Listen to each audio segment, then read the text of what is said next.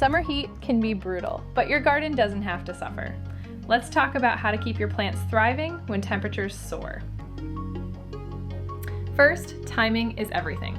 Water early in the morning when it's coolest so roots can absorb moisture before it evaporates. Avoid overhead watering at midday. It's wasteful and can scorch leaves. Next, mulch is your best friend. A thick layer of organic mulch locks in soil moisture, moderates temperature, and keeps weeds from stealing precious water. Elm dirt's organic bloom mixed with mulch not only insulates the soil, it feeds it, helping plants build resilience from the roots up.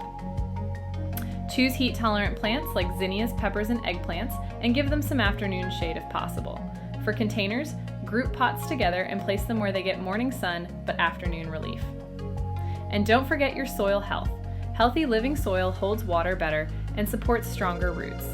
A dose of elm dirt soil conditioner can improve structure and microbial activity, giving plants the edge they need. Summer's tough, but smart gardening makes it thrive. Start with the soil and the rest will follow.